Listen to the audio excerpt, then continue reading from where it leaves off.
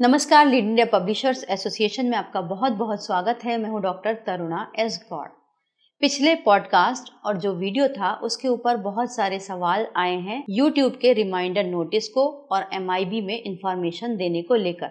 ये वीडियो उसी पर डिटेल में है। हम इसके पूरे बेसिक के बारे में आपको बताएंगे ताकि आप फॉर्म भी भर सकें और आप MIB को इन्फॉर्म भी कर सकें और यूट्यूब के उस नोटिस से आपको कोई टेंशन भी ना हो। तो सबसे पहले जान लेते हैं कि ये MIB ने जो रिमाइंडर नोटिस भेजा था ये क्यों भेजा था। ये उन्होंने बताया था कि IT rule 2021 intermediate guideline social media code and conduct के बारे में जो था IT रूल 2021 उसके तहत YouTube जैसे प्लेटफॉर्म्स को जहां पर दूसरे लोगों का कंटेंट चलता है उनको बताना था इस IT रूल 2021 के तहत कि उनके पास कौन कौन से प्लेटफॉर्म्स एक्टिव हैं जिनके ऊपर न्यूज़ या फिर करंट अफेयर्स चलते हैं। तो अब बात उस रिमाइंडर नोटिस की कर लेते हैं जो YouTube ने सब न्यूज़ चैनल और करंट अफेयर्स चलाने वाले प्लेटफॉर्म्स को भेजा था। उसमें उन्होंने 2 रूल का जिक्र किया था जो IT रूल 2021 के तहत थे, जिसमें रूल 5 और रूल 18 के बारे में बोला था। रूल 5 तो YouTube चैनल के लिए था, तो ये उनकी फॉर्मेलिटी है, वो खुद करेंगे उसके लिए, उसमें आपको कुछ नहीं करना।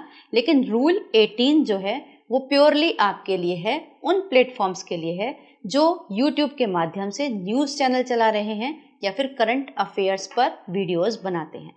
तो उनको एक फॉर्मेलिटी पूरी करनी थी जो IT एक्ट 2000 के अमेंडमेंट के बाद IT रूल 2021 में बताई गई थी। इसके अलावा अब हम आपको थॉरोली ये फॉर्म कैसे भरना है वो डिटेल में बता देते हैं ताकि आपको कोई परेशानी ना हो, और इनको भेजना कहाँ है, किस ईमेल ID पर भेजना है वो भी हम आपको स्क्रीन पर लिखकर बताएंगे। तो IT रूल में जिस फॉर्म की बात हुई है वो फॉर्म ये है जो आपकी स्क्रीन पर नजर आ रहा है। इसके 3 भाग हैं। सबसे पहले भाग में जो पार्ट 1 है उसके अंदर आपको 4 चीजें भरनी है, जिसमें आपको लिखा जहां पर एंटिटी है वहां पर आपको अपने चैनल का नाम या अपनी कंपनी के नाम को भरना है, और जहां पर टाइटल है वहां भी आपको अपने चैनल का नाम ही भरना है। उसके बाद बेसिक इन्फॉर्मेशन जो आपके बारे में है, कॉन्टैक्ट नंबर है, आपके सोशल मीडिया प्लेटफॉर्म्स कौन कौन से हैं, वो सब आप यहाँ पर मेंशन कर सकते हैं। अगला जो पार्ट है उसके अंदर और डिटेल में आपकी कंपनी के बारे में जानकारी मांगी गई है। तो जो कंपनी होते हैं और LLP या प्राइवेट लिमिटेड है उनमें बड़ी फॉर्मेलिटी करनी पड़ती है। उसके अंदर डायरेक्टर्स होते हैं, उसके अंदर बहुत सारी चीज़ें होती हैं जो गवर्नमेंट को बतानी होती हैं। तो अगर आप कंपनी है तो अपने डायरेक्टर्स का नाम आप इसमें भर दीजिए। अगर आप कंपनी नहीं है, केवल प्रोप्राइटर है या पार्टनरशिप डीड है या MSME में जस्ट आप ऐसे ही रजिस्टर्ड करके काम कर रहे हैं, तो आप यहाँ पर NA यानी कि नॉट एप्लीकेबल भर दीजिए। अब इस फॉर्म का जो तीसरा पार्ट है उसके अंदर उस व्यक्ति की जानकारी मांगी जा रही है जिससे कि शिकायत की जा सकती है, यानी ग्रेवियंस रीएड्रेसल ऑफिसर, शिकायत निवारण अधिकारी। तो उसमें आपको मैंने पहले भी बताया था, आप अपने एडिटर का नाम भर सकते हैं या फिर अपना नाम भर सकते हैं। उसमें साथ ही उसका ईमेल ID या फिर फ़ोन नंबर अगर आप चाहें तो दे सकते हैं। ये देना बहुत ज़्यादा ज़रूरी है क्योंकि कई बार ऐसा होता है कि हम खुद भी जब जानना चाहते हैं कि ये प्लेटफॉर्म किसका है, कोई हमें लगता है, दिखता है कि ये गलती हो रही है इस न्यूज़ चैनल से और हम इनको बताएं तो हमको मिलता ही नहीं, उनके अबाउट अस में कोई जानकारी नहीं मिलती, कोई शिकायत निवारण अधिकारी यानी ग्रेवियंस रीएड्रेसल ऑफिसर मिलता ही नहीं। तो इसको ज़रूर अपडेट करके रखिएगा। इसके बाद इसमें अगली जानकारी वही है रेगुलेटरी बॉडी, यानी कि कोई मीडिया एसोसिएशन जिससे आप संबंधित हैं या नहीं, इसकी लिस्ट आपको MIB पर मिल जाएगी या फिर आप यहाँ पर हमारी association lead India publishers association का नाम भी भर सकते हैं। और इसके बाद अगर आप भरते हैं तो इस फॉर्म को हमें मेल करना मत भूलिए। हमारी ईमेल ID आपको स्क्रीन पर नज़र आ रही है। अब ये फॉर्म जो आपको भरकर भेजना है, ये फॉर्म आपको ministry of information and broadcasting के डिजिटल विंग में भेजना है। ये दोनों जो ईमेल ID आप स्क्रीन पर देख रहे हैं, यही वो ईमेल ID है जहाँ पर आप इसको भेजेंगे।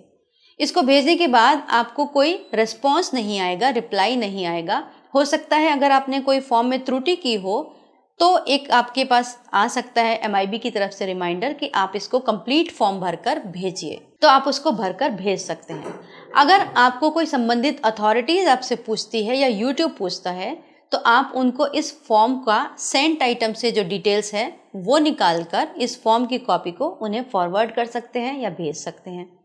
अब एक और स्पष्ट बात मैं आपको यहाँ पर बता देती हूँ ताकि आपको कोई कन्फ्यूज़न ना रहे कि इस फॉर्म को भरने का मतलब केवल और केवल निगरानी है, इन्फॉर्मेशन देना है सूचना और प्रसारण मंत्रालय को, ताकि आपके जो कंटेंट हैं वो भारत की एकता, अखंडता या सामाजिक सौहार्द के खिलाफ ना हो। अगर ऐसा कोई भी कंटेंट है तो उसके खिलाफ सरकार एक्शन ले सकती है। अब इसका मतलब ये नहीं हुआ कि ये आपका कोई रजिस्ट्रेशन प्रोसेस है। भारत के अंदर मीडिया के रजिस्ट्रेशन की केवल 2 ही प्रोसेस हैं। एक प्रिंट मीडिया के रजिस्ट्रेशन की प्रोसेस है जो PRGI में है, PRP एक्ट 2023 के तहत, और दूसरा जो आप टीवी देखते हैं सैटेलाइट चैनल के थ्रू, जो न्यूज़ चैनल्स आपके घरों तक आते हैं जैसे आज तक या फिर NDTV, जी न्यूज़, न्यूज़ नेशन, इस तरीके के जितने भी चैनल्स हैं, इन चैनल्स को MIB ministry of information and broadcasting के अंदर रजिस्टर्ड करवाया जाता है। वहाँ से लाइसेंस लिया जाता है और उसकी अपलिंकिंग और डाउन लिंकिंग के बाद एक न्यूज़ चैनल को ब्रॉडकास्ट किया जाता है। तो ये दोनों नियम हैं और रजिस्ट्रेशन के प्रोसेस हैं। लेकिन जो डिजिटल प्लेटफॉर्म है उनके लिए रजिस्ट्रेशन का अभी कोई प्रोसेस नहीं है। तो इसीलिए जो ये 2 रजिस्टर्ड मीडिया हैं, प्रिंट मीडिया और इलेक्ट्रॉनिक मीडिया, उनके जो संस्थान हैं वही प्रेस आई कार्ड इशू कर सकते हैं और प्रॉपरली कानून के तहत वही रजिस्टर्ड मीडिया के पत्रकार हो सकते हैं या फिर वही जर्नलिस्ट हो सकते हैं। लेकिन भारत के अंदर ऐसा कोई कानून नहीं है कि जो आपको जर्नलिज्म करने से रोकता हो। तो आप डिजिटल मीडिया प्लेटफॉर्म्स पर न्यूज़ दे सकते हैं लेकिन प्रेस आई कार्ड इशू नहीं कर सकते। अगर आपको प्रेस आई कार्ड इशू करने में कोई दिक्कत है, आपको परेशानी है, आपके जर्नलिस्ट को सताया जाता है, परेशान किया जाता है और वो बहुत सच्ची पत्रकारिता कर रहे हैं, तो निसंकोच आप हमारे साथ मीडिया टाइप कर सकते हैं और प्रेस आई कार्ड इशू करके अपना खुद का प्लेटफॉर्म अपने नाम से चला सकते हैं। अगर आपको ये इन्फॉर्मेशन उपयोगी लगी हो तो इसे लाइक ज़रूर कीजिएगा और अपना स्नेह देते हुए इसे सब्सक्राइब ज़रूर कीजिएगा। वीडियो देखने के लिए बहुत बहुत धन्यवाद।